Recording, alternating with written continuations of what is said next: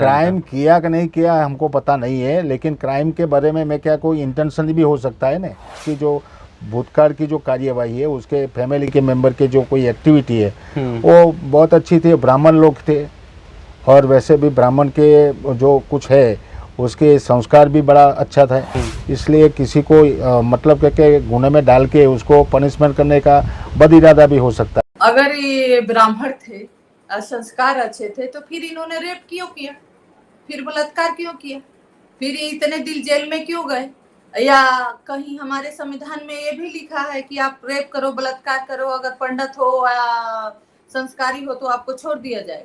इसका बिल्कुल सपोर्ट नहीं करती हूँ। जिस तरह से उनको स्वागत किया गया मैं उसका भी सपोर्ट नहीं करती हूँ, बिल्कुल नहीं करती। उन्होंने कितने मर्डर किए, एक छोटी बच्ची को मार दिया, प्रेग्नेंट महिला के साथ रेप बलात्कार किया, तो इनको तो फांसी होनी है। वहीं उस जज का भी बयान सामने आया है जिसने कि इन 11 दोषियों को उस वक्त सलाखों के पीछे भेजकर बिल्किस बानो को न्याय दिया था। हम बात कर रहे हैं जस्टिस यूडी साल्वी की, जिन्होंने इस फैसले पर हैरानी जताई है और कहा है कि जिस पर बीतती है वही समझ सकता है।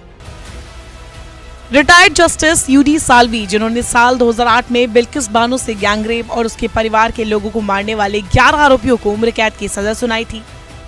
बात 2002 गुजरात दंगों की थी। लंबी लड़ाई के बाद बिल्किस को न्याय मिला था, लेकिन यह न्याय अब अन्याय में बदल गया है। गुजरात सरकार ने अपनी 1992 की नीति को आधार मानते हुए बिल्किस बानो के 11 गुनहगारों को रिहा कर दिया। इस नीति के मुताबिक उम्र कैद की सजा काट रहे आरोपी को 14 साल की सजा काटने के बाद उसके अच्छे बर्ताव पर रिहा किया जा सकता है। यूडी साल्वी तब Mumbai city civil session court के स्पेशल जज थे। फैसला देते वक्त उन्होंने बिल्किस को बहादुर बताया था। बिल्किस का रेप करने वालों को सजा सुनाने वाले जज भी दोषियों की रिहाई से हैरान है।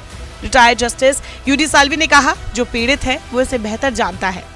एक खास बातचीत में जस्टिस साल्वी ने कहा, केवल ये कहना चाहूंगा कि रिहाई पर दिशा निर्देश है, राज्य खुद इन दिशा निर्देशों को निर्धारित करता है।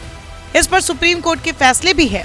उन्होंने कहा कि सुप्रीम कोर्ट ने 2004 में बिल्किस का केस निष्पक्षता से फैसले के लिए गुजरात से मुंबई ट्रांसफर किया था।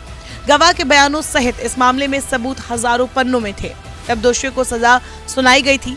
जस्टिस साल्वी ने कहा, फैसला बहुत पहले दिया गया था, अब ये सरकार के हाथ में है, राज्य को फैसला लेना है, ये सही है या नहीं, ये संबंधित अदालत या हाईकोर्ट को देखना है।